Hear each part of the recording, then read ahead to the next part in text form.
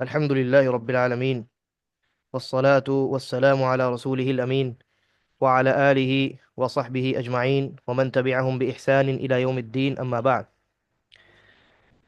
اللہ تعالیٰ کے فضل و کرم سے عقیدہ سیریز کا آج 5واں سیشن ہے، اور یہ محض اللہ رب العالمین کی توفیق کا نتیجہ ہے کہ کلکتہ جیسے شہر میں اور اس قدر مشغولیات کے باوجود ہم اور آپ اپنے ایمان کو درست کرنے کے لیے، اپنے عقیدے کی حفاظت کی خاطر البیان اکیڈمی میں جمع ہوئے ہیں، چاہے آن لائن زوم کے پلیٹ فارم کے ذریعے ہوں یا یہاں البیان اکیڈمی کے اس ہال میں ہم جمع ہوئے ہوں۔ یہ محض اللہ تعالیٰ کی توفیق ہے، اور اس توفیق پر ہم اللہ تعالیٰ کا جس قدر شکر ادا کریں وہ بہت کم ہے۔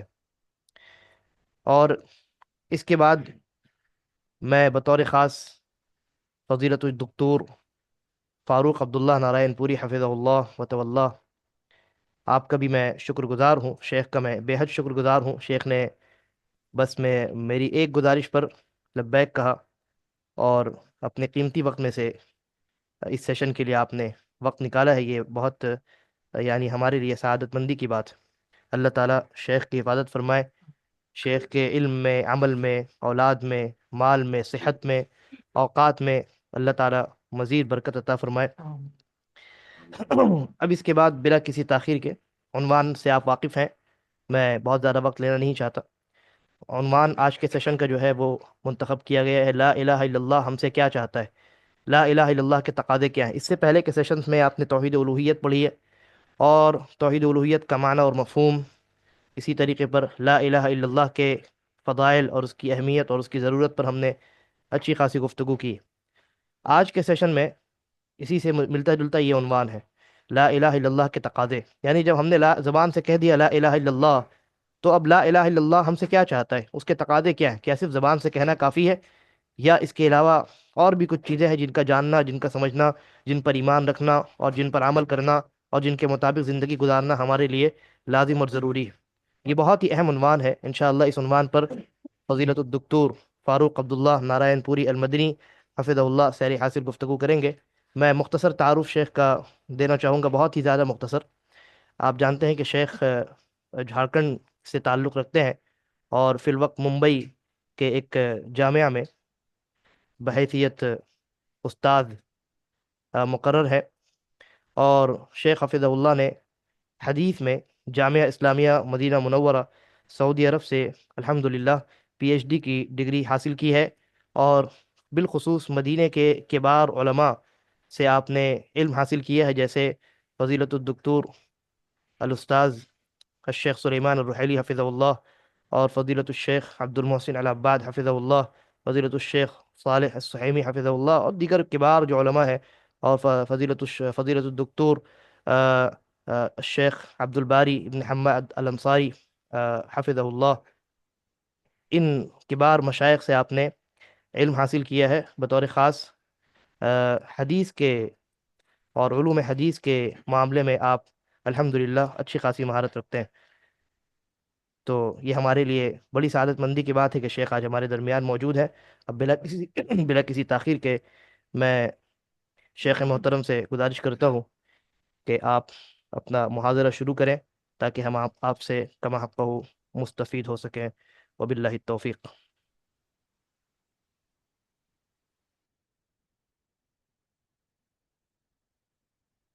إن الحمد لله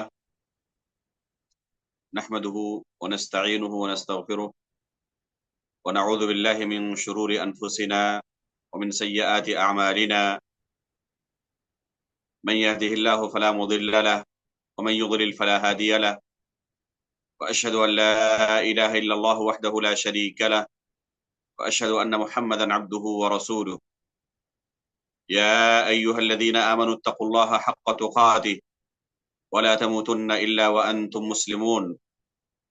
يا أيها الناس اتقوا ربكم الذي خلقكم من نفس واحدة وخلق منها زوجها وبث منهما رجالا كثيرا ونساء، واتقوا الله الذي تساءلون به والأرحام إن الله كان عليكم رقيبا يا أيها الذين آمنوا اتقوا الله وقولوا قولا سديدا يصلح لكم أعمالكم ويغفر لكم ذنوبكم ومن يطع الله ورسوله فقد فاز فوزا عظيما. أما بعد، فإن أصدق الحديث كتاب الله، وأحسن الهدي هدي محمد صلى الله عليه وسلم، وشر الأمور محدثاتها، وكل محدثة بدعة، وكل بدعة ضلالة، وكل ضلالة في النار.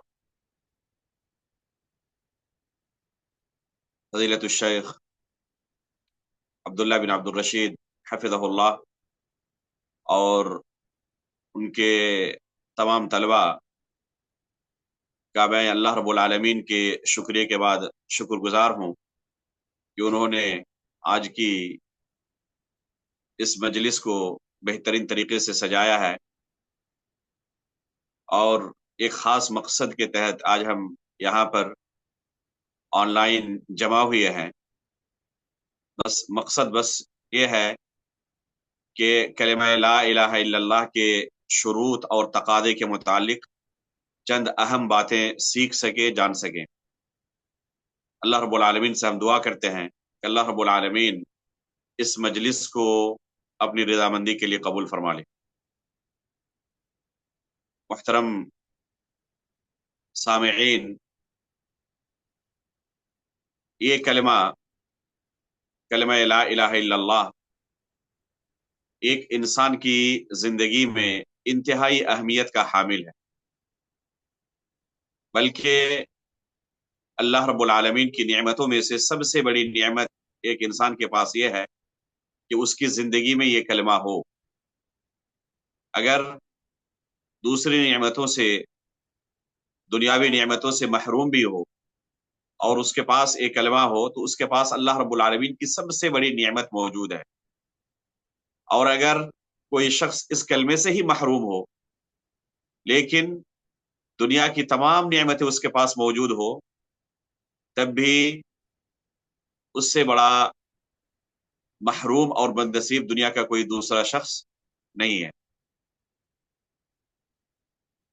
آواز آ رہی ہے آپ لوگوں کو ادھر سے؟ جی شیخ آ یہاں رہی ہے، جی شیخ آواز آواز آ رہی ہے، آواز آ رہی ہے۔ میرے اسکرین پر آپ لوگوں کی تصویر نہیں آ رہی ہے؟ نہیں شیخ، تصویر نہیں آئے گی ابھی، وہ سلائڈ جو میں نے آپ کو بھیجے تھے وہ آئیں گے انشاءاللہ۔ اچھا ٹھیک ہے، آپ پھر جاری رکھیے شیخ۔ آواز صاف ہے ایک دم؟ جی آواز بالکل صاف ہے آپ شیخ، لوگ سن پا رہے ہیں؟ بالکل آواز بالکل صاف ہے، ہم الحمدللہ لوگ سب سن پا رہے ہیں الحمدللہ۔ الحمدللہ الحمدللہ۔ تو کہہ رہا تھا کہ یہ اللہ رب العالمین کی سب سے بڑی نعمت ایک انسان کے پاس ہے کہ اس کے پاس یہ کلمہ موجود ہو۔ اللہ رب العالمین کا فضل و کرم دیکھیں کہ اللہ رب العالمین نے اس کلمے کے پڑھنے والوں کے لیے کیا مقام و مرتبہ رکھا ہے۔ اللہ کے رسول صلی اللہ علیہ وسلم فرماتے ہیں، من کان آخر کلامہ لا الہ الا اللہ وجبت لہ الجنہ، کہ جس شخص کا آخری کلمہ لا الہ الا اللہ ہو تو اس کے لیے جنت واجب ہو گئی۔ اس حدیث کا معنی علماء نے یہ بیان کیا ہے کہ اگر کسی نے اس کلمے کو پڑھا، خصوصاً اس دنیا سے رخصت ہوتے ہوئے اس کی زبان سے نکلنے والا یہ آخری کلمہ ہوا، یعنی اسی کلمے پر اس کی وفات ہوئی، چاہے زبانی طور پر وہ اس کلمے کو اپنی زبان سے ادا کر سکا ہو یا اسی عقیدے پر اس کی وفات ہوئی ہو، اس کلمے کے جو تقاضے ہیں ان تقاضوں کو پورا کیا ہو، کوئی ایسا عقیدہ نہ رکھا ہو، کوئی ایسا عمل نہ کیا ہو جو اس کلمے کو ختم کر دے، اس کلمے کو تہس نہس کر دے، تو اس کے لیے یہ فضیلت ہے۔ اللہ کے رسول فرماتے ہیں وجبت لہ الجنہ، تو اس کے لیے جنت واجب ہو گئی۔ جنت کے واجب ہونے کا معنی یہ ہے کہ اب انشاءاللہ یہ بندہ اللہ رب العالمین کی جنت سے محروم نہیں ہو سکتا۔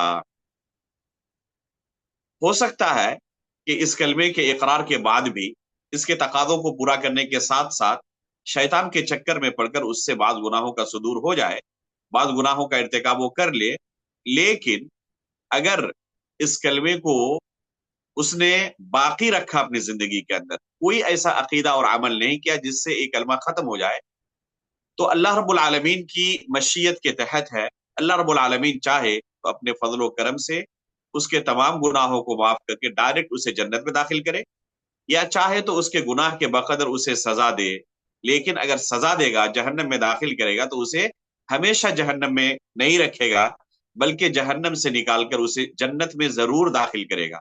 رسول اللہ صلی اللہ علیہ وسلم فرماتے ہیں، صحیحین کی روایت ہے، یخرج من النار من قال لا الہ الا اللہ وکان فی قلبہ من الخیر ما یزن شعیرۃ، کہ اللہ رب العالمین کے فضل و کرم کو دیکھے۔ اللہ کے رسول فرماتے ہیں کہ اس شخص کو جہنم سے نکالا جائے گا جس نے اس کلمے کا اقرار کیا ہے، جس نے کلمہ لا الہ الا اللہ کا اقرار کیا ہے، اور اس کے دل میں جو کے دانے کے برابر بھی خیر موجود ہے۔ پھر دوسری مرتبہ آپ نے گیہوں کے دانے کے برابر کہا، اور آخر میں کہا کہ ذرے کے برابر بھی اگر اس کے پاس خیر موجود ہے تو اسے جہنم سے باہر نکالا جائے گا اور جنت کے اندر داخل کیا جائے گا۔ تو اس سے آپ اندازہ لگا سکتے ہیں کہ یہ کلمہ ایک انسان کی زندگی میں کتنا اہم ہے۔ اگر یہ کلمہ موجود ہے تو اللہ رب العالمین کی جنت سے وہ محروم نہیں ہو سکتا۔ لیکن سوال پیدا ہوتا ہے کہ کیا اگر کسی شخص نے اپنی زبان سے اس کلمے کو ادا کر لیا تو یہی کافی ہے اس کے جنت جانے کے لیے، یا اس کے کچھ تقاضے ہیں، اس کے کچھ شروط ہیں؟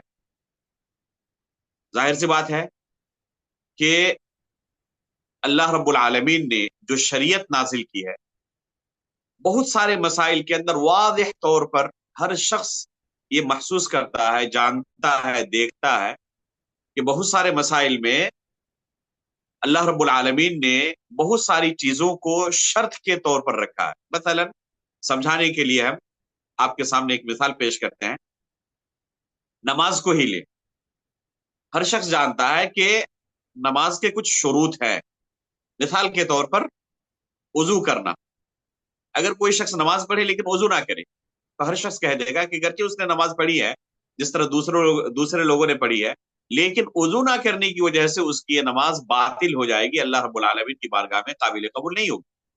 اسی طرح قبلہ رخ ہونا شرط ہے، اگر کوئی قبلے کی طرف چہرہ کر کے نماز نہ پڑھے، کسی دوسرے طرف چہرہ کر کے نماز پڑھے، تو اس کی یہ نماز اللہ رب العالمین کی بارگاہ میں قبول نہیں ہوگی۔ اسی طرح پاک صاف ہونا شرط ہے، اگر وہ پاک صاف نہ ہو، ناپاک ہو، تو گرچہ وہ خشوع خضوع کے ساتھ نماز پڑھے، اللہ رب العالمین کے سامنے روئے گڑ گڑائے، لیکن اس کی یہ نماز اللہ رب العالمین کی بارگاہ میں قبول نہیں ہوگی۔ تو جس طرح ایک عبادت نماز ہے کہ اس کے کچھ شروط و ضابطے ہیں، جب تک ان شروط کو ایک بندہ پورا نہ کرے، اس کے تقاضوں کو پورا نہ کرے، تو وہ عبادت اسے فائدہ نہیں پہنچاتی، اللہ رب العالمین کی بارگاہ میں قبول نہیں ہوتی۔ اسی طرح کلمہ لا الہ الا اللہ ہے، یہ بہت عظیم عبادت ہے، تو اس کے بھی کچھ شروط ہیں، اس کے کچھ تقاضے ہیں، ان تقاضوں کو پورا کرنا ضروری ہے۔ اگر کوئی بندہ ان تقاضوں کو پورا کرتا ہے تو پھر اللہ رب العالمین کی بارگاہ میں ایک نہایت ہی مبارک عمل ہے، بلکہ سب سے افضل عمل ہے کہ اللہ رب العالمین کی وحدانیت کو اس نے اقرار کیا ہے۔ اللہ رب العالمین کے علاوہ وہ کسی کو اپنا رب نہیں مانتا، اللہ رب العالمین کے علاوہ کسی کو اپنا معبود نہیں مانتا، کسی دوسرے کے سامنے اپنا سر نہیں جھکاتا۔ اور جو بندہ حقیقت میں اس کے تقاضوں کو پورا کرے تو اللہ رب العالمین ایسے بندے کو اپنی جنت سے محروم نہیں کرتا۔ اس لیے بہت ضروری ہے کہ جب اللہ رب العالمین نے ہمیں اس نعمت سے نوازا ہے، اس کلمے سے نوازا ہے، تو اس کے تقاضوں کو ہم جانیں کہ یہ کلمہ ہم سے کیا چاہتا ہے۔ پھر ان تقاضوں کو پورا کرنے کے بعد اللہ رب العالمین سے ہم امید لگائیں کہ انشاءاللہ اس کی جو فضیلت اس نے رکھی ہے وہ فضیلت ہمیں حاصل ہوگی۔ اس لیے چلیں سب سے پہلے اس کلمے کے تقاضوں کو ہم سنتے ہیں تاکہ ان تقاضوں کو اپنی عملی زندگی کے اندر نافذ کر سکیں اور پورا کرنے کی کوشش کریں۔ اس کلمے کا پہلا تقاضا یہ ہے کہ اس کلمے کے متعلق ہم بنیادی علم حاصل کریں، یہ اس کلمے کا پہلا تقاضا ہے۔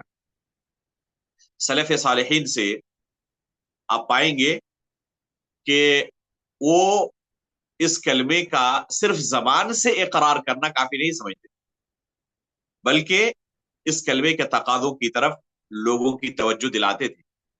امام بخاری رحمہ اللہ نے اپنی صحیح کے اندر وہب بن منبہ رحمہ اللہ کا ایک قول نقل کیا ہے، وہب بن منبہ رحمہ اللہ سے کسی نے پوچھا الیسا مفتاح الجنت لا الہ الا اللہ، کہ کیا لا الہ الا اللہ جنت کی کنجی نہیں ہے؟ اللہ کے رسول صلی اللہ علیہ وسلم نے اس کی فضیلت بیان کی ہے کہ جو شخص کلمہ لا الہ الا اللہ کا اقرار کرے گا وہ جنت میں داخل ہوگا۔ تو کلمہ لا الہ الا اللہ جب ہم نے پڑھ لیا ہے تو ہمارے پاس کنجی حاصل ہو گئی، کنجی ہمیں مل گئی ہے، اب ہم آرام سے جنت کے اندر داخل ہو سکتے ہیں۔ تو وہب بن منبہ رحمہ اللہ فرماتے ہیں کہ یقیناً یہ کلمہ لا الہ الا اللہ جنت کی کنجی ہے، لیکن لیس مفتاح الا له اسنان، کوئی بھی کنجی آپ دیکھیں گے دنیا کے اندر کچھ بات ہوتے ہیں کہ کنجی آپ نہ لائیں جو دانت والی ہو، تب تک آپ دروازہ نہیں کھول سکتے، تالا نہیں کھول سکتے۔ بعض لوگ کہتے ہیں کہ آج کی دنیا میں ترقی اتنی ہو چکی ہے کہ کنجیوں کے دانت نہیں ہوتے، بلکہ کارڈ کی شکل میں ہم کنجیاں استعمال کرتے ہیں اور اس میں پاسورڈ ڈالا جاتا ہے اور اسی سے تالا کھل جاتا ہے۔ تو ایسے بھائیوں سے کہنا چاہوں گا کہ اس میں بھی پاسورڈ کی ضرورت ہوتی ہے، یہ پاسورڈ ہی اس کے دانت ہیں۔ تو وہب بن منبہ رحمہ اللہ فرماتے ہیں کہ کوئی بھی کنجی ہو اس کے دندانے ہوتے ہیں، اس کے دانت ہوتے ہیں، اگر کوئی دانت والی کنجی ساتھ میں لائے تب تو یہ تالا کھل جائے گا، یہ دروازہ کھل جائے گا، لیکن بغیر دانت والی کنجی لائے تو یہ دروازہ نہیں کھلے گا، اگرچہ اس کے پاس چابی ہے لیکن اس کے باوجود وہ دروازہ نہیں کھول پائے گا۔ کیوں؟ کیونکہ اس کے پاس جو چابی ہے اس کے دانت نہیں ہے، یہ دانت کام نہیں کر رہے ہیں۔ تو اس سے وہ کیا سمجھانا چاہتے تھے؟ یہ سمجھانا چاہتے تھے کہ صرف اس کلمے کا زبان سے اقرار کر لینا کافی نہیں ہے، بلکہ اس کلمے کو زبان سے اقرار کرنے کے ساتھ ساتھ اس کے جو تقاضے ہیں ان تقاضوں کو بھی پورا کرے بندہ، تب یہ کلمہ اس کے لیے نفع بخش ہو سکتا ہے۔ اب پہلا تقاضا اس کلمے کا یہ ہے کہ بندہ پہلے اس کلمے کے بنیادی چیزوں کے بارے میں، بنیادی مسائل کے بارے میں علم حاصل کرے۔ اللہ رب العالمین قرآن مجید کے اندر ارشاد فرماتے ہیں فَعْلَمْ أَنَّهُ لَا إِلَهَ إِلَّا اللَّهُ، دیکھیں اللہ رب العالمین نے لا الہ الا اللہ سے پہلے علم حاصل کرنے کے بارے میں کہا کہ یہ کلمہ بھی اگر بندہ بغیر علم کے کہے تو اسے فائدہ نہیں پہنچائے گا۔ اللہ کے رسول صلی اللہ علیہ وسلم فرماتے ہیں من مات وهو يعلم انه لا الہ الا اللہ دخل الجنہ، کہ اگر کسی شخص کی وفات ہوتی ہے اور وہ اس کلمے کا علم رکھتا ہے تب وہ جنت میں داخل ہوگا۔ تو اللہ کے رسول صلی اللہ علیہ وسلم نے علم حاصل کرنے کے بارے میں کہا، اللہ رب العالمین نے اس کلمے کا ذکر کرنے سے پہلے علم کی طرف توجہ دلائی اور کہا فَعْلَمْ، کہ تم علم حاصل کرو، کس چیز کے بارے میں؟ انہ لا الہ الا اللہ، اس بارے میں کہ اللہ رب العالمین کے علاوہ کوئی برحق معبود نہیں ہے۔ امام بخاری رحمہ اللہ اس آیت سے استدلال کرتے ہوئے اپنی صحیح کے اندر باب قائم کرتے ہیں، باب العلم قبل القول والعمل، کہ علم کا درجہ قول اور عمل سے پہلے ہے۔ امام بخاری رحمہ اللہ اس آیت سے استدلال کرتے ہوئے کہتے ہیں کہ علم کا درجہ قول اور عمل سے پہلے ہے، یعنی کسی بندے نے کلمہ لا الہ الا اللہ کا اپنی زبان سے اقرار کیا لیکن اسے اس کلمے کے معنی کے بارے میں کچھ پتہ ہی نہیں، کیا کہا اس نے اسے کوئی علم ہی نہیں، طوطی کی طرح رٹ لیا ہے، پتہ ہی نہیں کہ کیا اس نے اقرار کیا، تو پھر یہ کلمہ اسے فائدہ نہیں پہنچا سکتا۔ اس لیے سب سے پہلے جاننے کی ضرورت ہے کہ اس کلمے کا معنی کیا ہے، ہم کیا اقرار کر رہے ہیں۔ اس لیے سب سے پہلے ہمیں علم حاصل کرنا چاہیے۔ کلمہ لا الہ الا اللہ کا معنی کیا ہے؟ کلمہ لا الہ الا اللہ کا معنی بس فقط اور فقط یہ ہے ہم یہ اقرار کریں کہ اللہ رب العالمین کے سوا کوئی برحق معبود نہیں، لا معبود حق الا اللہ، کہ اللہ رب العالمین کے سوا کوئی برحق معبود نہیں۔ لا الہ، الہ کا معنی عربی زبان میں صرف اور صرف معبود کے ہوتا ہے۔ اللہ رب العالمین نے رسول اللہ صلی اللہ علیہ وسلم کو عرب کے درمیان مبعوث فرمایا، آپ کی زبان عربی تھی، جن کے ساتھ آپ بات چیت کرتے تھے، جن کو اپنی دعوت پہنچاتے تھے، وہ خالص عربی زبان بولنے والے تھے۔ جب اللہ کے رسول صلی اللہ علیہ وسلم نے ان کے سامنے جا کر کہا یا ایھا الناس قولوا لا الہ الا اللہ تفلحوا، کہ اے لوگو تم لا الہ الا اللہ کہو کامیاب ہو جاؤ گے، تو لوگوں نے کیا سمجھا اللہ کے رسول صلی اللہ علیہ وسلم کس چیز کا مطالبہ کر رہے ہیں؟ تو عربی زبان کے اندر الہ کا معنی فقط اور فقط معبود کے ہوتا ہے، معبود کے علاوہ اس کا کوئی دوسرا معنی نہیں ہوتا۔ اس لیے کلمہ لا الہ الا اللہ کا فقط صحیح معنی یہی ہے کہ اللہ کے سوا کوئی برحق معبود نہیں۔ اس معنی کے علاوہ اس کلمے کا جو بھی معنی بیان کیا جاتا ہے وہ معنی باطل معنی ہے۔ چنانچہ آپ پائیں گے بہت سارے گمراہ فرقوں کے یہاں اس کلمے کا معنی یہ درست معنی نہیں ہے، وہ کلمے کا یہ معنی بیان نہیں کرتے جو عربی زبان کے اندر اس کلمے کا معنی ہوتا ہے، جسے اہل مکہ نے سمجھا تھا، جسے صحابہ کرام نے سمجھا تھا، جسے تابعین تبع تابعین اور سلف صالحین نے سمجھا تھا، بلکہ جسے خود اللہ رب العالمین نے قرآن کریم کے اندر بیان کیا۔ یہ معنی بہت سارے گمراہ فرقے بیان نہیں کرتے۔ چنانچہ بعض لوگ کہتے ہیں کہ لا الہ الا اللہ کا معنی ہے لا خالق الا اللہ، یعنی الہ کا معنی خالق سے کرتے ہیں، اور کہتے ہیں کہ اللہ رب العالمین کے علاوہ کوئی پیدا کرنے والا نہیں، کوئی خالق نہیں۔ بعض لوگ کہتے ہیں کہ لا الہ الا اللہ کا معنی ہے لا رازق الا اللہ، اللہ رب العالمین کے علاوہ کوئی رزق دینے والا نہیں، روزی دینے والا نہیں۔ بعض لوگ کہتے ہیں لا مدبر الا اللہ، الہ کا معنی ہے مدبر، یعنی اس کائنات کو چلانے والا اللہ کے سوا کوئی دوسرا نہیں۔ بعض لوگ کہتے ہیں لا حاکم الا اللہ، یعنی الہ کا معنی حاکم ہے، اللہ کے سوا کسی کی حکمرانی نہیں چلے گی، اس زمین پر بس اللہ کا قانون چلے گا، اللہ تعالیٰ واحد حاکم ہے، اس کے علاوہ کوئی دوسرا حاکم نہیں، کسی دوسری کی حکمرانی نہیں چلے گی۔ یہ تمام معنی جو کلمہ لا الہ الا اللہ کے بیان کیے جاتے ہیں، الہ کا معنی عربی زبان میں یہ نہیں ہوتا۔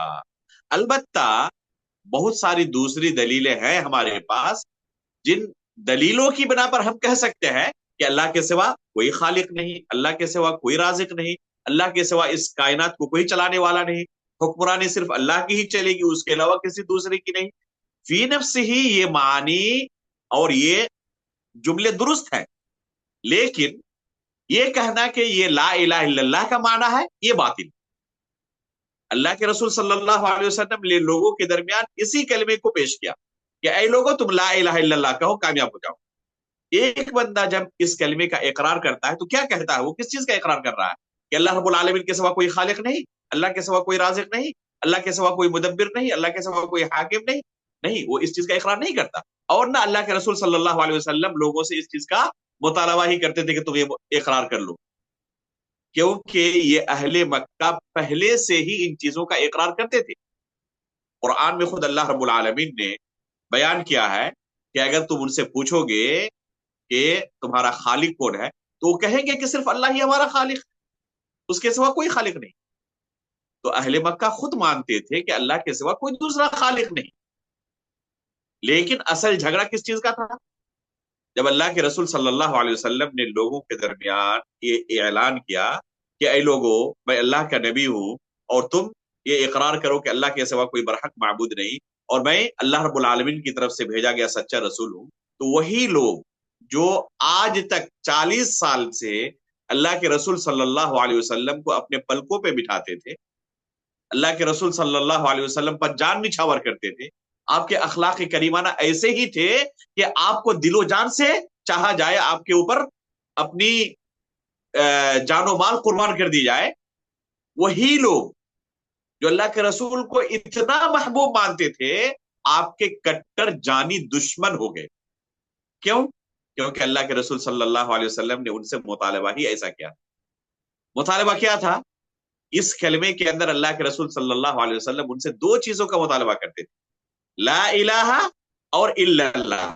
یہ 2 جز ہے اس کلمے کے، ایک ہے نفی اور دوسرا ہے اثبات۔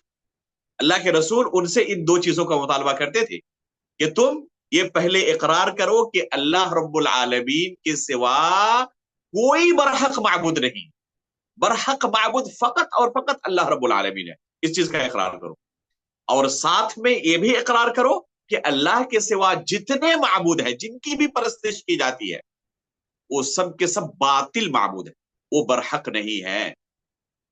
ये दो चीजें अल्लाह के रसूल सल्लल्लाहु अलैहि वसल्लम उनसे तलब करते थे, चाहते थे।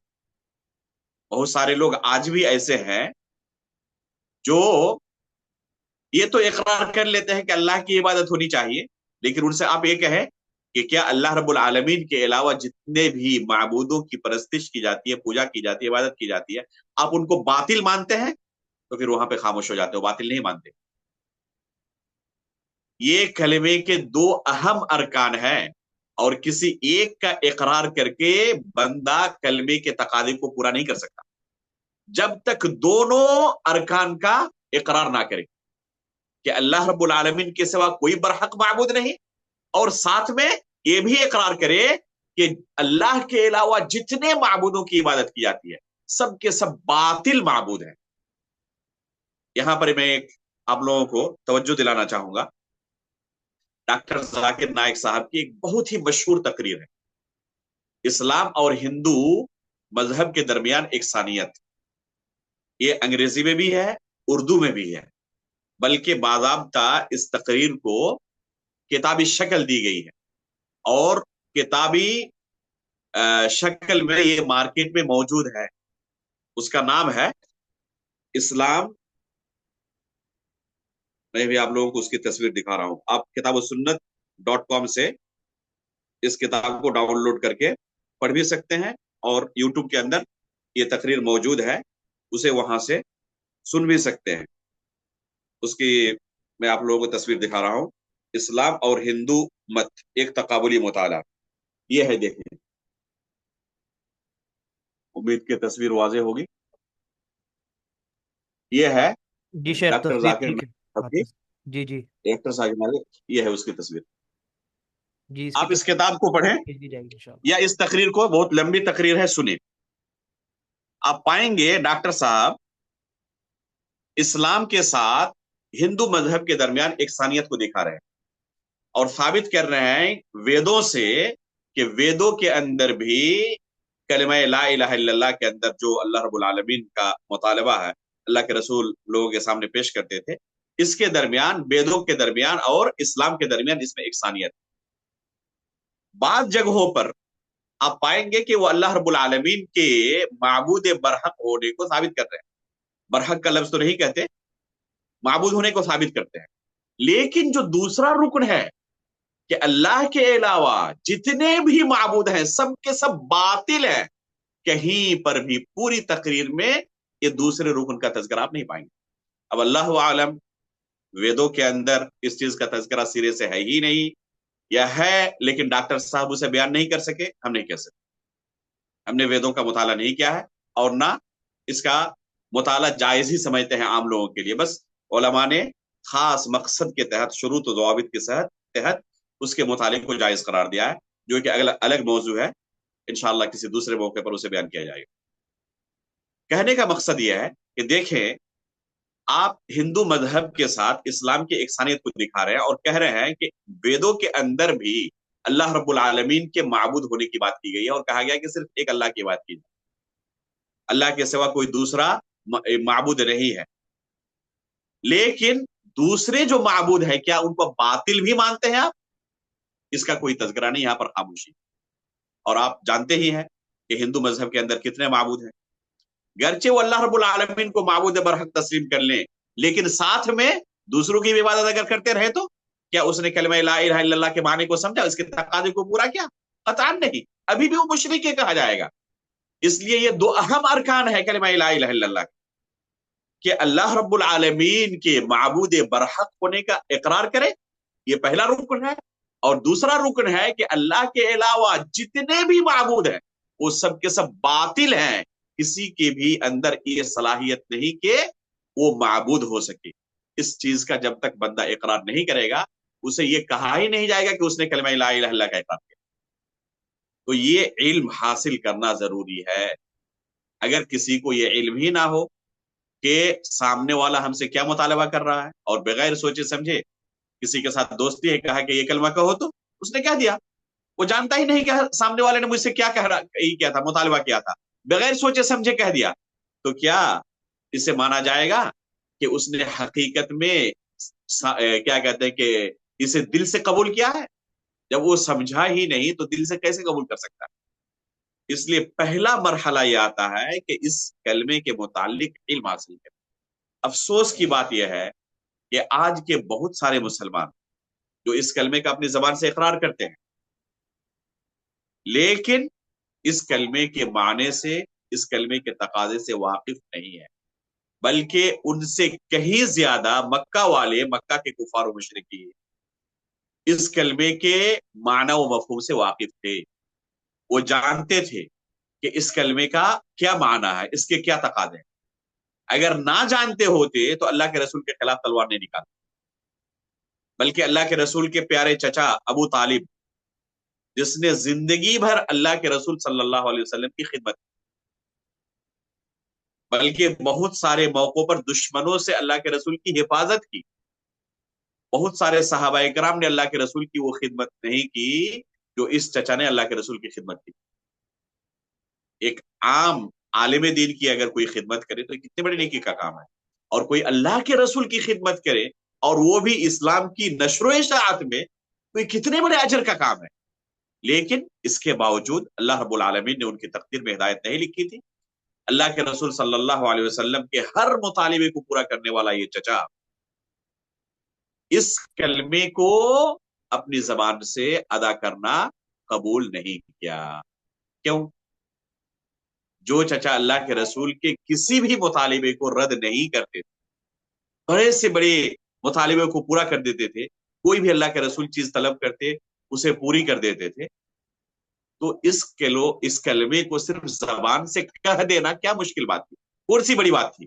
بلکہ آخر تک اللہ کے رسول صلی اللہ علیہ وسلم کوشش کرتے رہے، کہتے رہے کہ چچا جان ایک مرتبہ میرے کان میں اس کلمے کو آپ پڑھ لیں، کلمۃ احاج لک بها عند اللہ، اگر آپ نے اس کلمے کا آج اقرار کر لیا تو اللہ رب العالمین کے پاس میں حجت قائم کروں گا کہ میرے چچا نے اس کلمے کو پڑھا تھا۔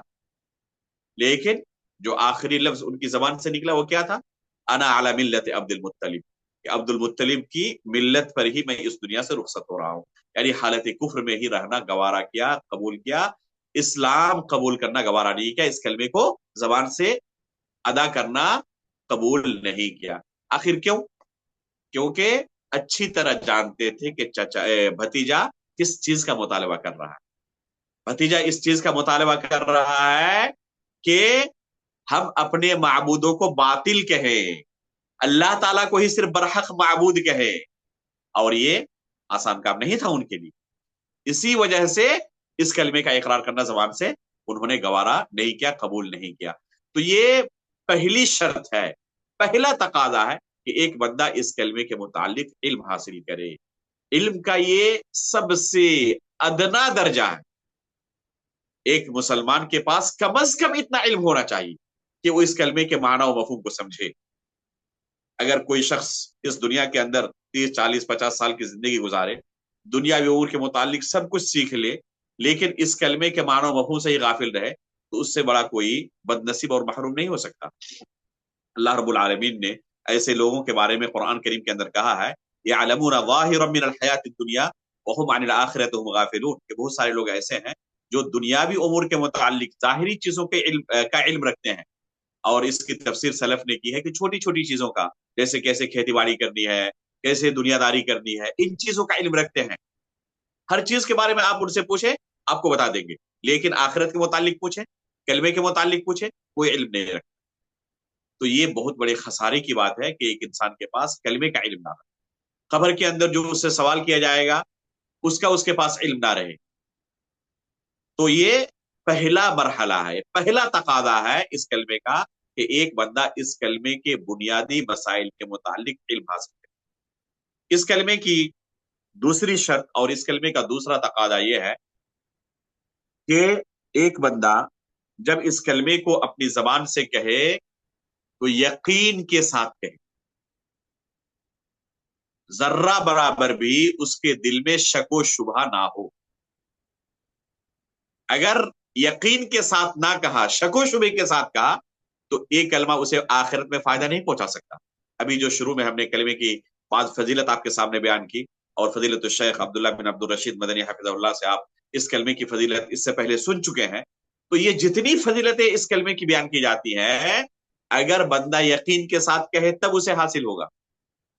یہ جتنی فضیلتیں ہیں تمام فضیلتیں کب حاصل ہوں گی؟ جب بندہ یقین کے ساتھ کہے. لیکن اگر یقین کے ساتھ نہ کہے، شک و شبہ کے ساتھ کہے، تو اسے یہ فضیلت حاصل نہیں ہوگی. یقین کسے کہتے ہیں؟ میں ایک دو مثالیں آپ سے شیئر کرتا ہوں، اس سے آپ اچھی طرح اندازہ لگا سکتے ہیں کہ یقین کسے کہتے ہیں. اللہ کے رسول صلی اللہ علیہ وسلم نے فتح مکہ کے موقع پر علی رضی اللہ تعالی عنہ کو اور ان کے ساتھ اور بعض صحابہ کرام کو حکم دیا کہ آپ مکہ کے راستے جائیں. روضہ خاک میں آپ کو ایک خاتون ملے گی جس کے پاس ایک لیٹر ہے، اس لیٹر کو اس خاتون سے چھین کر لائیں. صحیح بخاری کے اندر یہ قصہ موجود ہے. یہ صحابہ کرام اللہ کے رسول صلی اللہ علیہ وسلم کا حکم پا کر فوراً نکلے مکہ کے راستے، اور روضہ خاک میں جا کر وہ خاتون ان کو مل گئی. انہوں نے کہا کہ آپ کے پاس کوئی لیٹر ہے، آپ ہمارے اسے حوالے کر دیں. اس خاتون نے انکار کر دیا کہ میرے پاس کوئی لیٹر نہیں. ان لوگوں نے تلاشی لی اور حقیقت میں کہیں سے کوئی لیٹر نہیں ملا، کوئی خط نہیں ملا. انہوں نے کہا کہ دیکھیں، اللہ کے رسول صلی اللہ علیہ وسلم نے ہمیں خبر دی ہے اور ہمیں یقین ہے کہ آپ کے پاس لیٹر ہے. یہ ہو ہی نہیں سکتا کہ اللہ کے رسول کہیں اور وہ خبر غلط نکل جائے. اس لیے ہمارے پاس تو کوئی شک نہیں ہے، یقین ہے کہ آپ کے پاس لیٹر ہے. یا تو آپ آسانی کے ساتھ اسے ہمارے حوالے کر دیں، یا پھر ہم آپ کو ننگا کر دیں گے اور ننگا کر کے تلاشی لیں گے. لیٹر تو آپ کے پاس ضرور ہے. جب وہ خاتون سمجھ گئی کہ بچنے کا کوئی راستہ نہیں ہے، تب اس لیٹر کو نکال کر ان کے حوالے. تو اس سے آپ سمجھ سکتے ہیں کہ یقین کسے کہتے ہیں.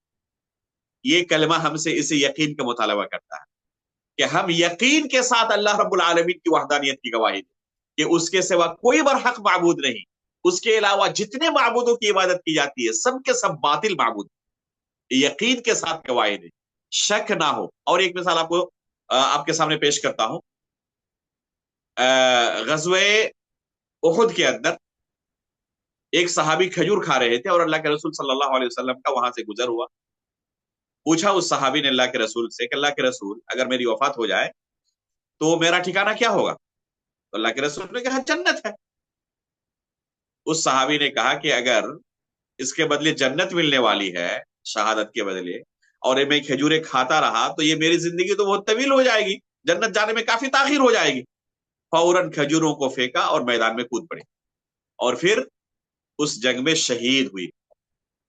آپ ذرا غور کریں کہ اس صحابی کے دل میں اگر ذرے کے برابر بھی کوئی شک ہوتا، پتا نہیں مرنے کے بعد کیا ہوگا، جنت و جہنم ہے بھی یا نہیں ہے، اللہ رب العالمین کا وجود ہے بھی یا نہیں ہے، جیسے کہ بعض لوگ اس طرح شک و شبے کے ساتھ کہتے ہیں. تو اگر اس طرح ذرے کے برابر بھی شک ہوتا تو کیا وہ اپنی جان قربان کر سکتے تھے؟ اسے یقین کہتے ہیں. اللہ کے رسول نے بیان کیا ہے تو برحق ہے، یقینی ہے، ذرہ برابر بھی اس میں شک و شبہ نہیں ہے. تو یہ یقین ضروری ہے. اللہ رب العالمین نے قرآن کریم کے اندر اس کلمے کے شروط کو بیان کرتے ہوئے کہا ہے انما المؤمنون الذین آمنوا باللہ ورسولہ ثم لم يرتابوا وجاهدوا باموالهم وانفسهم في سبیل اللہ اولئک هم الصادقون. کیا کہا اللہ رب العالمین نے؟ الذین آمنوا باللہ ورسولہ ثم لم يرتابوا، کہ جو اللہ اور اس کے رسول پر ایمان لاتے ہیں اور ان کے دل میں کوئی شک و شبہ نہیں رہتا ہے.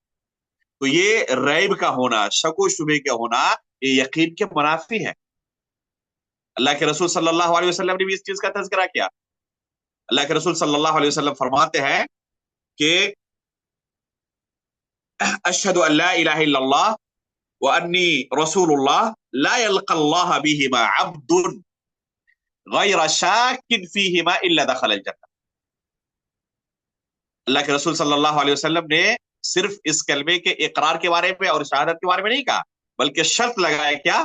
غیر شاک فیہما، اللہ کی وحدانیت اور رسول کی رسالت کا اقرار کرتے ہوئے ذرہ برابر بھی اس کے دل میں شک و شبہ نہ. تو اگر شک و شبہ کے ساتھ کوئی اس کلمے کا اقرار کرتا ہے تو یہ کلمہ اسے اللہ رب العالمین کے یہاں فائدہ نہیں پہنچا سکتا۔ میں آپ کو شک و شبہ کی ایک مثال دیتا ہوں۔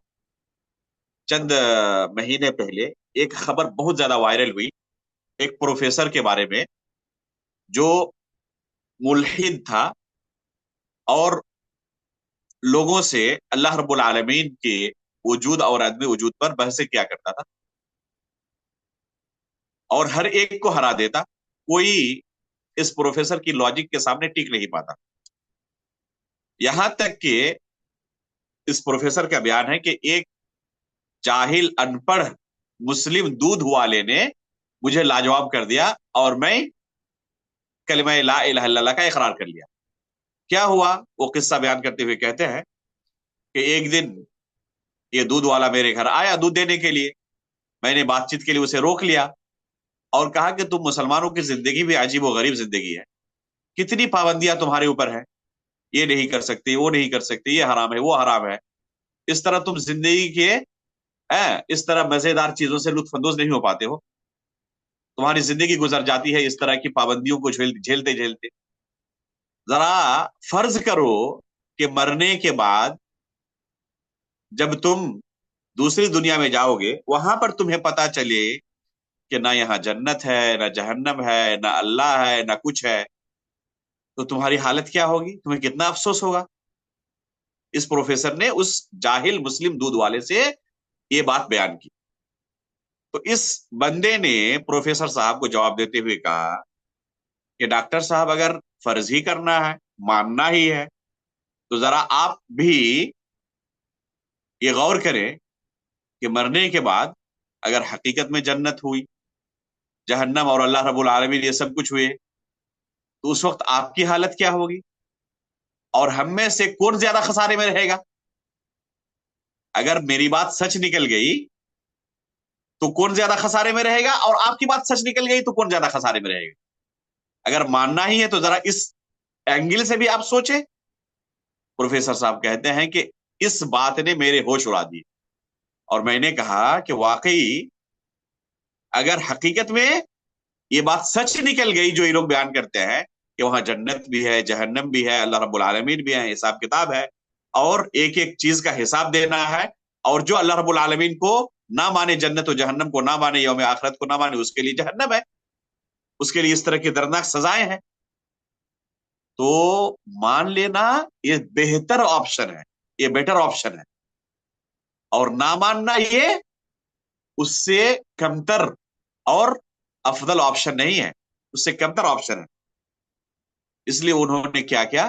کہتے ہیں کہ یہ سوچ کر کہ اگر جنت و جہنم نہ بھی ہوئی، اللہ رب العالمین نہ بھی ہوئی، تو وہاں جا کر بہت بڑا خسارہ نہیں ہوگا، لیکن اگر ہوئے تو بہت بڑا خسارہ ہوگا، زندگی بھر جہنم کی آگ میں جلنا پڑے گا۔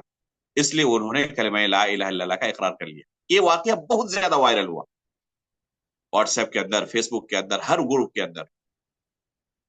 آپ ذرا غور کریں کہ کیا اس پروفیسر صاحب نے یقین کے ساتھ اس کلمے کا اقرار کیا تھا کہ اللہ رب العالمین ہے جس کے وجود کے بارے میں ذرہ برابر شک نہیں ہے، جنت و جہنم کے بارے میں، یوم آخرت کے بارے میں ذرہ برابر شک نہیں ہے؟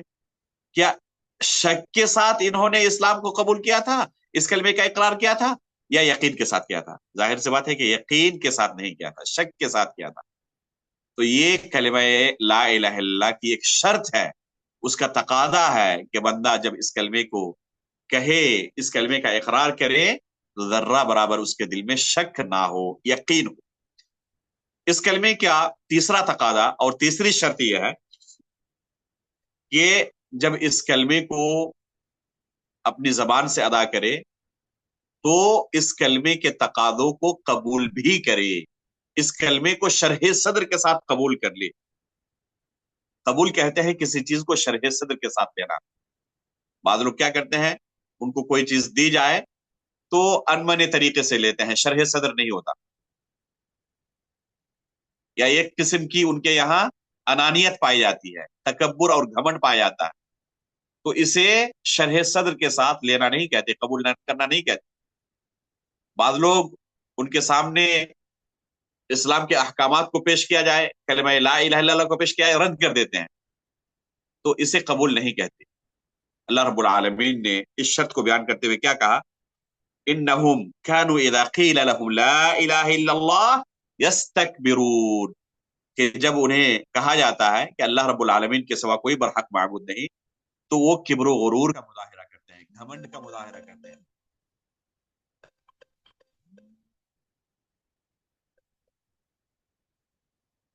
तो ये तकब्बुर का मुजाहिरा करना, किब्र गुरूर का मुजाहिरा करना, ये कबूल के मुनाफी है।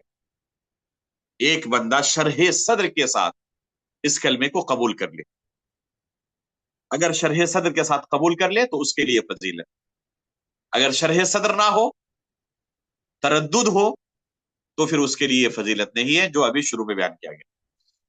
इसी के साथ साथ हमें चौथी शर्त को भी देखना है, जो कि इससे करीब तर है, वह है इनकियाद, यानी सरे तस्लीम खम कर देना। जब इस कलमे को उसके सामने पेश किया जाए तो सरे तस्लीम खम कर दे। अल्लाह रब्बुल आलमीन ने कुरान करीम के अंदर क्या कहा, वमन युस्लिम वजहहु इलल्लाह व हुवा मुहसिन फक़द इस्तमसक बिल उर्वतिल वुस्क़ा, कि जब वमन युस्लिम वजहहु इलल्लाह, कि जो अल्लाह रब्बुल आलमीन के सामने सरे तस्लीम खम कर दे, इसे इस्तिस्लाम कहते हैं, सरे तस्लीम खम कर देना। वह हुआ मुहसिन, और साथ में वो एहसान करने वाला हो, उसके पास एहसान की सिफत पाई जाए। और एहसान किसे कहते हैं, अल्लाह के रसूल सल्लल्लाहु अलैहि वसल्लम ने इसका माना खुद बयान किया है, अन तअबुदल्लाह कअन्नका तराह फइन लम तकुन तराह फइन्नहु यराक, कि तुम अल्लाह रब्बुल आलमीन की इबादत इस तरीके से करो गोया कि तुम अल्लाह को देख रहे हो। और तुम अल्लाह को अगर देख नहीं सकते, और हकीकत में दुनिया में कोई देख नहीं सकता, इसलिए कअन्नका तराह कहा, गोया कि तुम देख रहे हो। तो इस दुनिया में अल्लाह रब्बुल आलमीन को सर की आंखों से देखना मुमकिन नहीं है, और न किसी ने देखा है और न किसी के लिए मुमकिन है।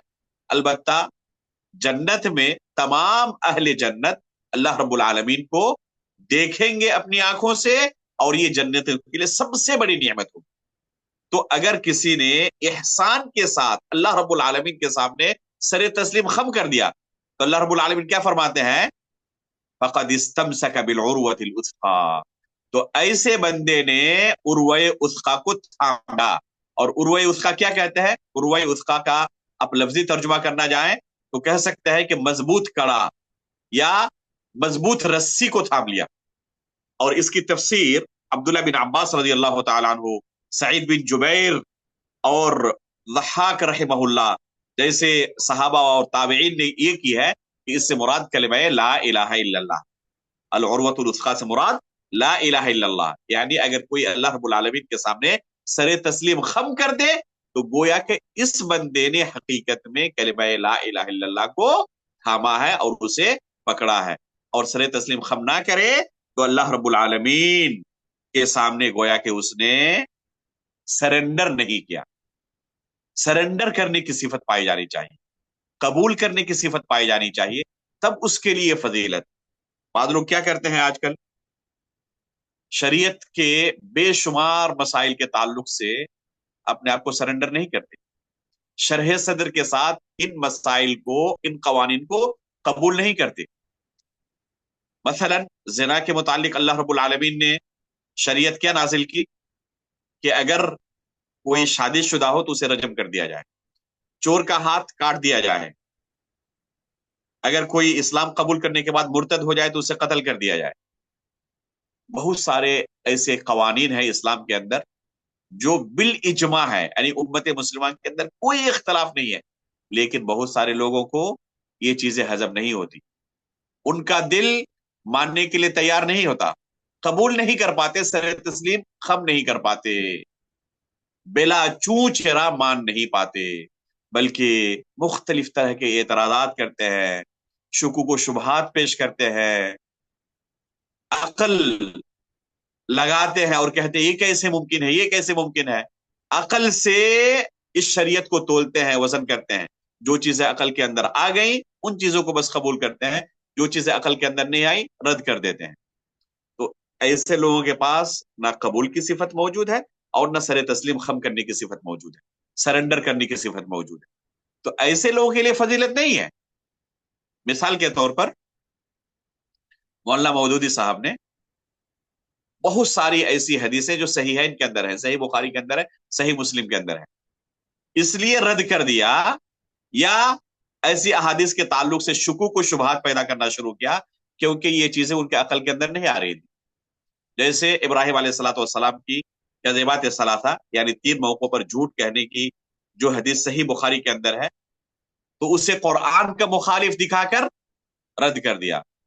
इसी तरह जस्सासा वाली जो हदीस है, यानी सही मुस्लिम के अंदर ये रिवायत मौजूद है, अल्लाह के रसूल सल्लल्लाहु अलैहि वसल्लम ने तमीम दारी रजी अल्लाह तआला अन्हु से रिवायत की कि दज्जाल को उन्होंने देखा किसी जजीरे के अंदर कैद है, बेड़ियों के अंदर जकड़ा हुआ है, और ये हदीस सही मुस्लिम के अंदर मौजूद है। मौलाना मौदूदी साहब अकली एतराजात करके कहते हैं कि ये एक अफसाना है दज्जाल के बारे में। इसी तरह और बहुत सारी दूसरी चीजों के बारे में, जैसे सुलेमान अलैहिस्सलाम के अपनी बीवियों से, बाद रिवायतों में 70 है, बाद रिवायतों में उससे ज्यादा है, एक ही रात जमा करने का जो किस्सा है, जो हदीस मौजूद है, और ये रिवायत सही मुस्लिम के अंदर मौजूद है, तो इस हदीस के ताल्लुक से भी शुकूक व शुबहात पेश करते हैं, अकली एतराजात करते हैं। इसी तरह सर सैयद अहमद खान को लें, अलीगढ़ मुस्लिम यूनिवर्सिटी के जो बानी है, और बहुत सारे लोग आज पेशवा बने हुए हैं, बहुत सारे लोग फख्र के साथ इनका नाम लेते हैं, हालांकि बेशुमार चीजों को आप शुमार नहीं कर सकते जो शरीयत के मुसल्लमात है, सिर्फ इस वजह से इस बंदे ने इनकार कर दिया क्योंकि उनके अकल के अंदर नहीं आ रही। मसलन फरिश्तों का इनकार, खबर के अंदर सवाल जवाब का इनकार, यौम आखिरत का इनकार, जन्नत व जहन्नम का इनकार, मीजान का इनकार, हौद कौसर का इनकार, आखिर किस चीज का इस बंदे ने इनकार नहीं किया? क्यों? वजह क्या है? क्योंकि उनके अकल के अंदर ये चीजें नहीं आ रही, इस वजह से इनकार ही कर दिया। तो ये ना सरे तस्लीम खम करना है शरीयत के सामने अपने आप को, और ना शरह सदर के साथ कबूल करना है। शरह सदर के साथ कबूल करना किसे कहते हैं? आपको एक वाकया सुनाता हूँ। सही बुखारी के अंदर इमाम बुखारी रहमतुल्लाह ने इसे रिवायत किया है। अल्लाह के रसूल सल्लल्लाहु अलैहि वसल्लम अपने सहाबा के दरमियान मौजूद है, और एक किस्सा बयान करते हैं कि एक शख्स ने गाय की सवारी की, तो उस गाय ने कहा कि अल्लाह रब्बुल आलमीन ने मुझे इसलिए पैदा नहीं किया है, मैं इसलिए पैदा नहीं की गई हूँ। अब जाहिर सी बात है कि एक गाय कैसे बोल सकती है? फौरन कोई अकल से अगर फैसला करे तो इसे रद्द कर देगा, कबूल नहीं करेगा। अल्लाह के रसूल सल्लल्लाहु अलैहि वसल्लम इस वाकये को बयान करने के बाद फरमाते हैं कि इस पर मैं भी ईमान रखता हूं और अबू बकर और उमर भी ईमान रखते हैं। अबू बकर और उमर उस मजलिस में मौजूद नहीं है, लेकिन देखें उनका मकाम और मर्तबा ऐसे ही इतना बुलंद नहीं है। अल्लाह के रसूल को मुकम्मल यकीन है कि उनके सामने गर्चे दिमाग के अंदर ना आए, अगर बयान किया जाए कि अल्लाह के रसूल ने ऐसा किया है, तो उनके यहाँ तरद्दुद नहीं होगा, शक व शुबा नहीं होगा, वो सरे तस्लीम खम कर देंगे, शरह सद्र के साथ कबूल कर लेंगे। अल्लाह के रसूल ने कहा तो बरहक, चाहे दिमाग के अंदर आए, अकल के अंदर आए या ना आए। तो बहुत सारे लोग क्या करते हैं? अकल से उसको तोलते हैं, अकल से शरीयत को तोलते हैं, किताब और सुन्नत को तोलते हैं, और फिर अकल के अंदर आए तो कबूल करते हैं वरना रद्द कर देते हैं। तो ये कलमे का तकादा है कि इसे कबूल किया जाए, रद्द ना किया जाए, इसके सामने सरे तस्लीम खम कर दी जाए, किसी एक भी चीज को तर्क ना किया जाए, छोड़ा ना जाए। तो ये है इस कलमे की चौथी शर्त। पांचवी शर्त इस कलमे की यह है कि सिद्के दिल से इस कलमे का इकरार करे। और सिद्क ये किद्ब के मुनाफी है। सिद्क मतलब सच्चाई और किद्ब मतलब झूठ। मुनाफिकीन के दरमियान और मुमिनीन के दरमियान यही सबसे बड़ा फर्क। मुनाफिकीन भी कलिमा ला इलाहा इल्लल्लाह का इकरार करते थे। खुद कुरान में अल्लाह रब्बुल आलमीन ने सूरतुल मुनाफिकीन के नाम से एक सूरा नाजिल की है, और उसके अंदर शुरू में अल्लाह रब्बुल आलमीन ने क्या बयान किया उनके बारे में कि वो खुद गवाही देते हैं। मुमिनीन जो गवाही देते थे वो भी गवाही देते हैं, लेकिन अल्लाह रब्बुल आलमीन उनके बारे में क्या कहा कि ये झूठे हैं अपनी गवाही में।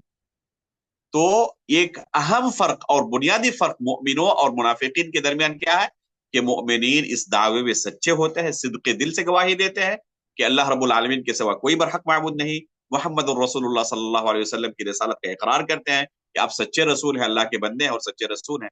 लेकिन एक मुनाफिक इसी कलमे को अपनी जबान से अदा तो करता है, लेकिन सिद्के दिल से नहीं, वो झूठा होता है। ये सिर्फ लोगों को गुमराह करने के लिए अपनी जबान से अदा कर लेता है। تو اس طریقے سے اگر کوئی کرے، گرچہ لاکھوں مرتبہ اس کلمے کو اپنی زبان سے کہے، آخرت کے اندر ایک کلمہ اس کی نجات کے لیے کافی نہیں ہو سکتا۔ چنانچہ اللہ رب العالمین نے قرآن کریم کے اندر کیا کہا؟ فی قلوبہم مرض فزادہم اللہ مرضا وَلَهُمْ عَذَابٌ أَلِيمٌ بِمَا كَانُوا يَكْذِبُونَ۔ اسی طرح اللہ رب العالمین نے کیا کہا؟ أَحَسِبَ النَّاسُ أَن يُتْرَكُوا أَن يَقُولُوا آمَنَّا وَهُمْ لَا يُفْتَنُونَ وَلَقَدْ فَتَنَّا الَّذِينَ مِنْ قَبْلِهِمْ فَلَيَعْلَمَنَّ اللَّهُ الَّذِينَ صَدَقُوا وَلَيَعْلَمَنَّ الْكَاذِبِينَ۔ تو یہاں دیکھیں اللہ رب العالمین نے مؤمنوں کی صفات بیان کرتے ہوئے کیا کہا؟ الَّذِينَ صَدَقُوا، جو مؤمن ہیں یہ سچے ہیں، صدق دل سے انہوں نے اس چیز کا اقرار کیا ہے۔ اور جو منافقین ہیں ان کے بارے میں کیا کہا؟ وَلَيَعْلَمَنَّ الْكَاذِبِينَ، یہ جھوٹے ہیں، اقرار تو کرتے ہیں زبان سے، اشہد ان لا الہ الا اللہ واشہد ان محمد عبدہ ورسولہ، یہ کہتے تو ہیں لیکن یہ جھوٹے ہیں، صدق دل سے نہیں کہتے۔ اللہ کے رسول صلی اللہ علیہ وسلم اس کلمے کی فضیلت بیان کرتے ہوئے کہتے ہیں ما من احد یشہد ان لا الہ الا اللہ وان محمد رسول اللہ صدقا من قلبہ الا حرمہ اللہ علی النار، کہ صدق دل سے اگر کہے، کیا کہا اللہ کے رسول نے؟ شرط لگائی، صدقا من قلبی، اگر صدق دل سے کہے الا حرمہ اللہ علی النار، تو اللہ رب العالمین اس پر جہنم کو حرام کر دے گا، یا اس کے لیے جہنم کو اللہ رب العالمین حرام قرار دے گا۔ تو ایسے شخص کے لیے اللہ رب العالمین کے پاس عظیم فضیلت ہے کہ ایسا بندہ جہنم کے اندر داخل نہیں ہوگا۔ اللہ رب العالمین نے ایسے لوگوں کے لیے جہنم کو حرام قرار دیا ہے۔ صحیح بخاری کے اندر یہ حدیث موجود ہے۔ اس سے واضح طور پر پتہ چلتا ہے کہ صدق دل سے یہ کلمہ اگر کہا جائے تب اللہ رب العالمین کے یہاں اس کا یہ مقام و مرتبہ ہے، لیکن اگر کوئی اس کلمے کو کہنے میں جھوٹا ہو تو اس کے لیے کوئی فضیلت نہیں، اور نہ آخرت کے لیے، آخرت کے اندر جہنم سے نجات کے لیے کافی ہے۔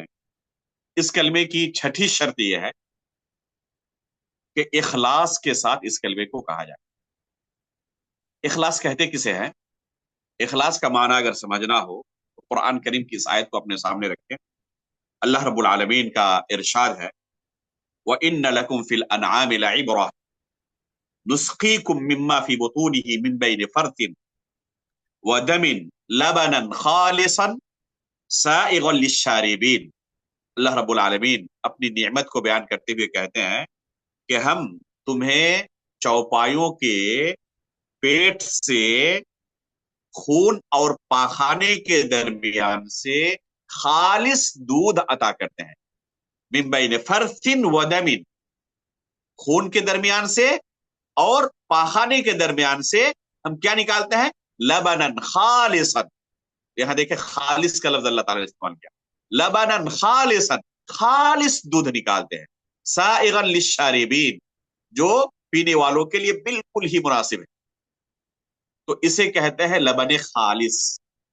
آپ مان لیں کہ اس دودھ کے اندر اگر کچھ بھی، تھوڑا سا بھی، ذرے کے برابر بھی خون لگ جائے، خون کی آمیزش ہو جائے، یا پھر اس پانی کی کچھ ملاوٹ ہو جائے، تو کوئی بندہ دنیا کا اسے پی سکتا ہے، قبول کر سکتا ہے پینا؟ ظاہر سی بات ہے کہ یہ دودھ اب خالص نہیں رہا۔ خالص کب کہا جائے گا؟ جب اس دودھ کے ساتھ ذرہ برابر بھی کوئی آمیزش نہ، کوئی ملا نہ ہو، نہ پاخانے کا اور نہ خون کا، تب اسے خالص کہیں گے۔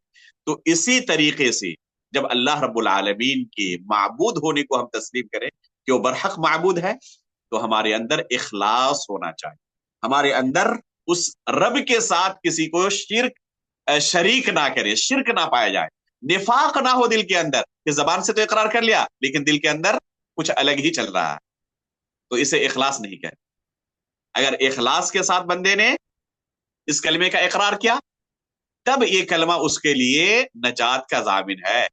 اللہ کے رسول صلی اللہ علیہ وسلم ابو ہریرہ رضی اللہ تعالیٰ عنہ کو مخاطب کرتے ہوئے فرماتے ہیں اسعد الناس بشفاعتی یوم القیامہ من قال لا الہ الا اللہ خالصا من قلبہ، اور بعض روایت میں خالصا من نفسہ، کہ سب سے خوش نصیب بندہ، سعادت مند بندہ قیامت کے دن میری شفاعت کا کون ہوگا؟ جس نے خالص دل سے कलमे ला इलाहा इल्लल्लाह को कहा होगा, इसका इकरार किया होगा। तो इखलास की शर्त अल्लाह के रसूल ने लगाई। अल्लाह रब्बुल आलमीन का भी इसी तरह इरशाद है, वमा उमिरु इल्ला लियअबुदुल्लाह मुखलिसीन लहुद्दीन हुनफा। तो अल्लाह रब्बुल आलमीन ने क्या कहा? मुखलिसीन लहुद्दीन, जो इखलास के साथ अल्लाह की इबादत करते हैं, उनके बारे में अल्लाह रब्बुल आलमीन ने कहा कि उन्हें इसी चीज का हुक्म दिया गया है कि वो अल्लाह रब्बुल आलमीन की इखलास के साथ इबादत। तो अगर इखलास पाया जाए तब तो ये कलमा मुफीद है, नजात का बाइस है, जामिन है। लेकिन इखलास ना हो तो फिर ये कलमा उसके लिए कोई भी फायदेमंद नहीं हो सकता, उसे फायदा नहीं पहुंचा सकता। और सातवीं और आखिरी शर्त इस कलमे की यह है कि दिल के अंदर मोहब्बत हो, जर्रा बराबर भी बुग़्ज़ ना हो, कराहियत ना हो। बाद लोग इस कलमे का इकरार तो कर लेते हैं, लेकिन बेशुमार मसाइल के ताल्लुक से वक्तन फवक्तन दिल के अंदर छुपे हुए बुग़्ज़ को जाहिर करते रहते हैं। शरीयत के बेशुमार मसाइल के ताल्लुक से कराहत पाई जाती है। फजर की नमाज सर्दी के मौसम में पढ़ तो लेते हैं, लेकिन कराहत के साथ, मोहब्बत के साथ नहीं। ये मोहब्बत जरूरी है। बहुत सारे मसाइल के अंदर उनके नफ्स के अंदर गिरा गुजरता है, अगर ये कानून ना होता तो ज्यादा बेहतर होता। उसे लग रहा है, बहुत सारे लोग सराहत के साथ कह भी देते हैं, ये नफरत है, बुग़्ज़ है, कराहत है, ये मोहब्बत के खिलाफ है। अगर किसी बंदे के दिल में ये मोहब्बत पाई जाए तब तो ये कलमा उसके लिए बहुत ही नफा बख्श है। लेकिन मोहब्बत ना पाई जाए, बुग़्ज़ हो, कराहियत हो, तो फिर ये कलमा उसके लिए मुफीद नहीं है। अल्लाह रब्बुल आलमीन का इरशाद है, वमिन अन्नास मन यत्तखिज़ु मिन दूनिल्लाहि अंदादा युहिब्बूनहुम कहुब्बिल्लाह वल्लज़ीना आमनू अशद्दु हुब्बन लिल्लाह। ये कुफार और मुशरिकीन की हालत क्या है कि ये अपने माबूदों की क्या करते हैं? माबूदों के साथ मोहब्बत रखते हैं जैसे अल्लाह के साथ मोहब्बत होनी चाहिए। लेकिन मोमिनों की मोहब्बत इससे कहीं ज्यादा अल्लाह रब्बुल आलमीन के साथ। तो मोहब्बत का होना जरूरी है। अल्लाह के रसूल सल्लल्लाहु अलैहि वसल्लम फरमाते हैं, सलातुन मन कुन्न फीही वजद बिहिन्न हलावतल ईमान। तीन खसलतें ऐसी हैं जिस बंदे के अंदर पाई जाए वो ईमान की चाशनी को पालेगा।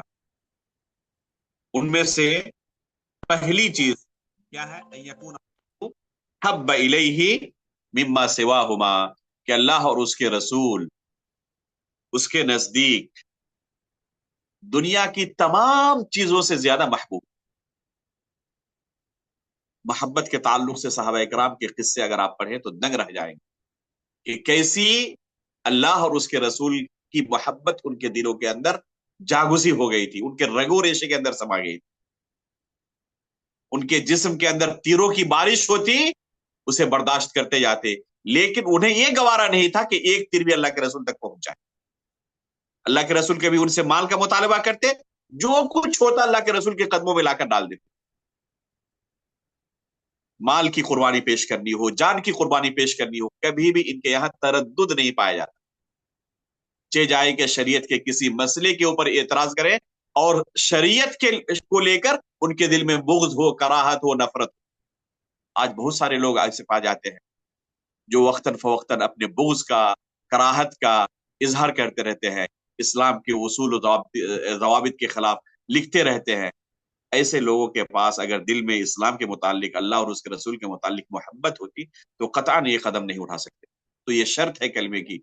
अगर कोई चाहता है कि कलमा उसे आखिरत के अंदर फायदा पहुंचाए तो उसे चाहिए कि वो मोहब्बत अपने दिल के अंदर पैदा करे अल्लाह और उसके रसूल के मुतालिक, शरीयत के मुतालिक। अगर हकीकत में ये मोहब्बत है तो ये कलमा उसके लिए बहुत ही सआदतमंद है, बहुत ही मुफीद है, बाबरकत है। तो ये 7 अहम शर्तें हैं इस कलमे की। पहला है इल्म, दूसरा है यकीन, तीसरा है कबूल, चौथा है इनकियाद यानी सर तस्लीम खम कर देना, अपने आप को सरेंडर कर देना, और पांचवा है सिद्क यानी सच्चाई के साथ, और छठा है इखलास, और सातवां और आखिरी है मोहब्बत। तो ये 7 शर्तें हैं इस कलमे की। अगर इन तकादों को آپ انہیں شرط کہیں، تقاضا کہیں، ان تقاضوں کو ایک انسان اپنی زندگی میں پورا کرتا ہے تو پھر یہ کلمہ اس کے لیے نہایت ہی بابرکت ہے، بہت ہی اہم ہے، مفید ہے، بہت بڑی نعمت اللہ رب العالمین کی اس کے پاس موجود ہے۔ لیکن اگر ان تقاضوں کو پورا نہیں کرتا تو جس قدر ان تقاضوں کو ایک انسان پورا نہیں کرے گا، جس قدر اس کی زندگی میں یہ تقاضے کم ہوتے جائیں گے، یہ کلمہ بھی اسی طرح اس کے لیے کم نفع بخش ہوتے جائیں گے، یہاں تک کہ ایسا بھی ہو سکتا ہے کہ آگے بڑھتے بڑھتے بڑھتے بڑھتے ایسا بھی عقیدہ رکھنے لگے یا ایسا عمل کرنے لگے جس سے یہ کلمہ اس کی زندگی سے ختم ہو جائے۔ چنانچہ بہت سارے ایسے اعمال ہیں، بہت سارے ایسے عقائد ہیں جنہیں علماء نے بیان کیا ہے کہ ان عقائد کے رکھنے، ان اعمال کے رکھنے کی وجہ سے ایک انسان دائر اسلام سے خارج ہو سکتا ہے، اس کا یہ کلمہ ٹوٹ سکتا ہے۔ انشاءاللہ پھر کسی دوسرے موقع پر آپ کے سامنے، امید ہے کہ انشاءاللہ شیخ عبداللہ عبدالرشید مدنی حفظہ اللہ آپ کے سامنے ان نواقض کو بیان کریں گے جن سے ایک کلمہ لا الہ الا اللہ ٹوٹ جاتا ہے۔ اللہ رب العالمین سے ہم دعا کرتے ہیں کہ اللہ رب العالمین اس کلمے کی آخری سانس تک ہمیں حفاظت کرنے کی توفیق عطا فرمائے۔ اللہ رب العالمین اس کلمے کے تمام آمین تقاضوں کو، تمام شروط کو پورا کرنے کی توفیق عطا فرمائے۔ آمین۔ آمین قبل رب العالمین وصلی اللہ علیہ نبینا محمد۔ جزاکم اللہ خیرا شیخنا وبارک فیکم وتقبل منکم مساعیکم الجبارہ والجمیلہ۔ اللہ تعالیٰ آپ کی کوششوں کو قبول فرمائے، آپ کے اوقات میں برکت عطا آمین فرمائے۔ اللہ تعالیٰ آپ کے ذریعے سے امت کو اسی طرح فائدہ پہنچاتا رہے۔ بہت ہی بہترین محاضرہ آپ نے پیش کیا ہے، علمی محاضرہ، ایمانی محاضرہ، الحمدللہ ہمارے ایمان میں الحمدللہ اضافہ ہوا ہے۔ اللہ تعالیٰ آپ کو اس کا بہترین بدلہ عطا فرمائے۔ اور ماشاء اللہ ہمارے ساتھ ایک اچھی خاصی تعداد مسلمان بہن بھائیوں کی جڑی ہوئی ہے، تقریباً 250 کے قریب لوگ ہیں ماشاء اللہ۔ اب یہ مختصر سا ہمارا سیشن ہوگا سوال جواب کا، یہ بہت ہی مختصر ہوگا۔ ہم یعنی آن لائن جو لوگ ہیں ان سے ہم زیادہ سے زیادہ 5 یا 6 سوالات لیں گے، اور ہمارے یہاں جو اکیڈمی میں جو حضرات موجود ہیں ان سے ہم 2 یا 3 سوالات لیں گے، کیونکہ وقت کافی ہو چکا ہے، اور لوگ ایسے بھی ہیں جو الگ الگ ممالک سے جوائن کرتے ہیں اور اپنے کام کاج کو چھوڑ کر کے جوائن کرتے ہیں، تو ان کا خیال رکھنا ہمارے لیے بہت ضروری ہے۔ پہلا سوال جو ہے آپ حضرات میں کسی کے پاس ہے؟ ہاں، کوئی سوال پوچھنا چاہتے ہیں یا آن لائن سے حسب معمول شروع کیا جائے؟ سوال ہے؟ ٹھیک ہے چلیے۔ ہاں، سوال جو ہے وہ عنوان کے تعلق سے ہونا چاہیے، ایسا نہیں ہو کہ سوال آپ کسی... آواز آپ کی کٹ رہی ہے، آواز میری کٹ رہی آواز ہے؟ کٹ رہی ہے۔ اب ٹھیک ہے شیخ؟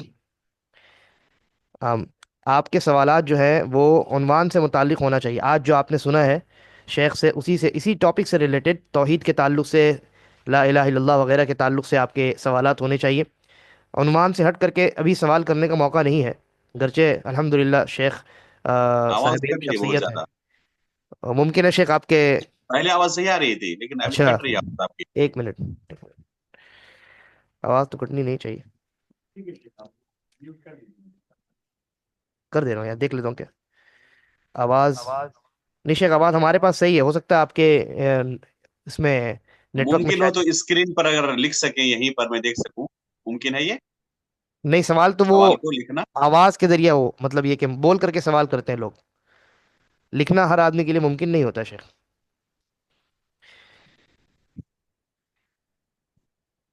شروع میں آواز بالکل صاف آ رہی تھی۔ ابھی آپ کا موبائل جو ہے وہ ٹیڑھا ہو گیا شیخ۔ اچھا، پہلا سوال کریں گی غزالہ شاہین، آپ سوال پوچھ سکتی ہیں، میں نے آپ کو انمیوٹ کر دیا ہے، سوال پوچھیے۔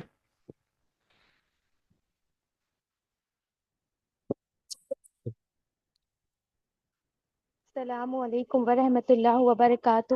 وعلیکم السلام ورحمۃ اللہ وبرکاتہ۔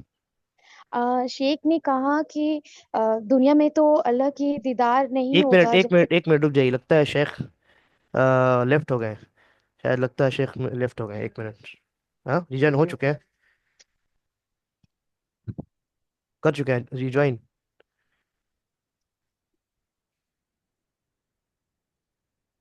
ہاں ٹھیک ہے، شیخ ہے، شیخ موجود ہے، شیخ موجود ہے۔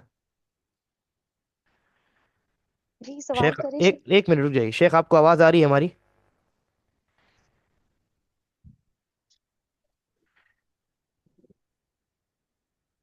ایک منٹ، لگتا ہے وہ شیخ جو ہے وہ ہٹ نکل چکے ہیں۔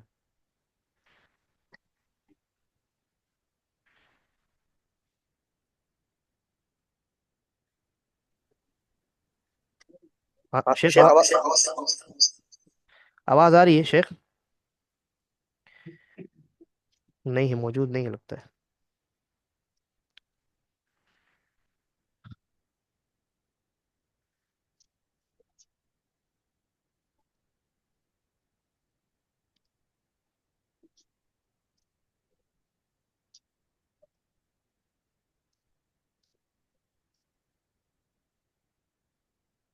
موبائل ہو سکتا ہے شیخ کا آف ہو گیا ہوگا، کیونکہ نیٹ آف ہو گیا ہے، انٹرنیٹ آف ہو گیا، میسج نہیں جا رہے، میسیجز نہیں جا رہے۔